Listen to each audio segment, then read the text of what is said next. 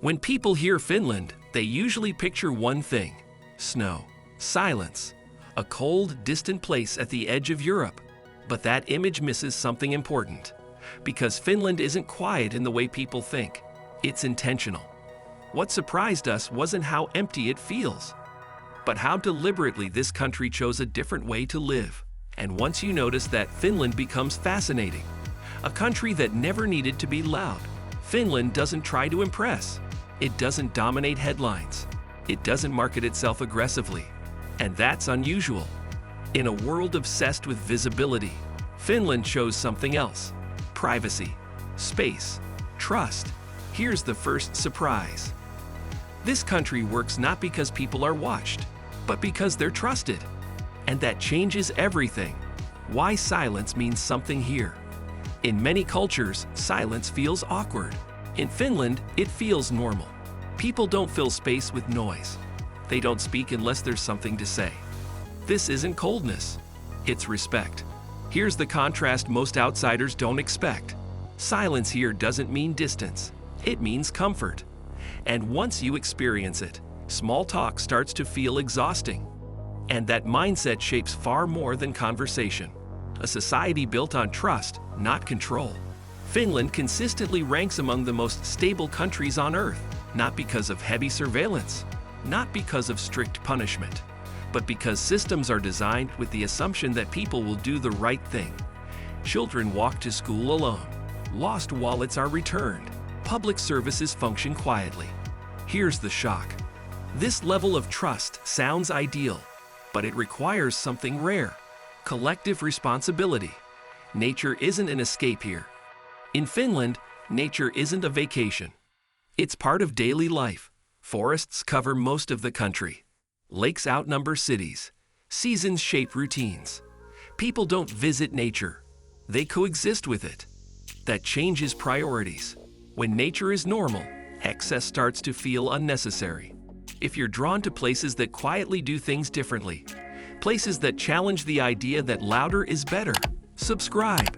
This channel explores the world beyond the obvious, a history shaped by survival, not empires. Finland wasn't built through conquest. It survived between larger powers, adapted, endured. That history shaped a culture of preparedness, not dominance. Here's the contrast. While many nations measure success by expansion, Finland measures it by resilience. Stability became the goal, not spectacle. And then there's the darkness most people never expect, the long night that defines the country. In winter, the sun barely rises. Days blur together. Darkness lasts for months. For outsiders, this sounds unbearable. But here's the surprise. Instead of fighting it, Finland adapted to it. Homes are designed for warmth. Rituals create comfort. Community replaces distraction. Darkness isn't feared here. It's managed. The quiet innovation you don't see. This mindset of quiet resilience isn't passive. It's a form of innovation. While other countries shout about their startups, Finland builds them. It's the birthplace of Linux, the open source system that quietly runs the world. It's a leader in green tech and education, not with flashy promises, but with consistent, measurable results. The lesson here is subtle. True progress doesn't need a press release. It just needs a problem to solve, and the patience to solve it well. Look closer, and the evidence is everywhere, just not loudly advertised. It's in the circular economy where 99% of household waste is recovered, not through fanfare, but through a seamless, trusted system where sorting is second nature. It's in the technology born from necessity, the reflective walkways that guide you through dark winter forests, the quiet electric ferries gliding between archipelago islands, the open data principle where government information is shared by default to fuel innovation. They build for the long winter, for the remote community, for the sustainable future. The goal isn't disruption for its own sake, it's resilience. It's fixing things before they break, because in a harsh climate, you have to. Why Finland feels so different. Finland doesn't chase happiness, and that might be why it finds it.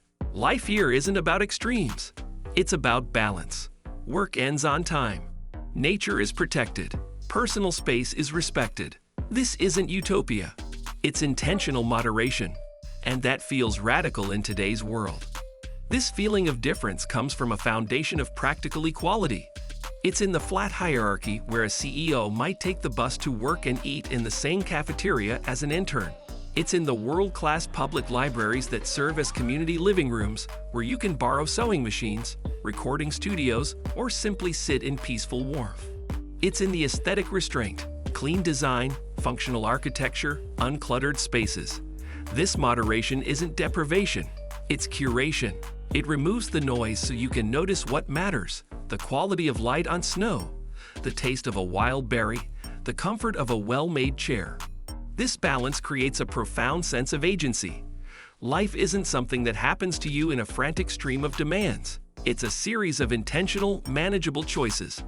The radical feeling isn't one of excitement, but of calm capability. You feel you can breathe, think, and actually live within your time, rather than just race through it. The Finnish paradox: connection through space.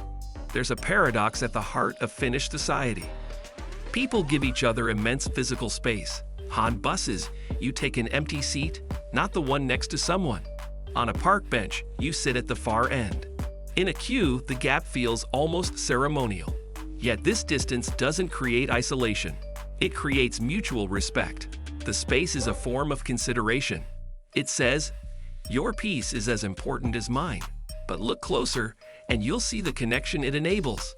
It's in the shared, unspoken agreement at a public sauna, a sacred space where silence is the bond, not a barrier. It's in the way neighbors help shovel snow without being asked, then retreat without expecting praise. It's in the summer cottages where the simple acts of fetching water and chopping wood become the fabric of time spent together. Connection here isn't measured by constant interaction, but by the quality of the interaction when it happens. A conversation, when it comes, is assumed to be genuine. An offer of help is assumed to be sincere. The space isn't a wall. It's the breathing room that makes trust possible. Why most people misunderstand Finland. Finland doesn't perform. It doesn't exaggerate. It doesn't sell fantasy. And that makes it easy to overlook. To the quick glance, it can seem austere, reserved, a monochrome landscape in a world screaming in high-definition color. But that's the final surprise. Finland isn't boring. It's calm in a world addicted to noise. The performance here is internal. The drama isn't in the rhetoric, but in the survival of a dark winter and the explosion of life and light that follows in summer. The spectacle isn't in the advertising, but in the aurora borealis dancing silently over a frozen lake. The achievement isn't in shouting first, but in consistently building a society where a child's well-being is a national metric. Visitors often arrive expecting a lack of sound, of color, of overt emotion. They leave having experienced a profound presence, of texture, of depth, of a different kind of warmth. They mistake the lack of performance for a lack of substance. Finland is misunderstood because it refuses to translate itself into a simpler, louder language. It asks you to listen to the spaces between words, to value the infrastructure you don't see, to understand that the most reliable things are often the quietest. What Finland really is. Finland isn't just cold or quiet. It's a reminder. That trust can replace control. That silence can be comfortable. That progress can be quiet. And that strength can be gentle. It proves that a society can choose a different rhythm, one built not on fear, but on mutual respect. Not on shouting, but on listening. Not on having more, but on needing less. If this video made you pause or rethink what success looks like, subscribe, because some of the most interesting places on Earth are the ones that don't ask for attention. They earn it quietly.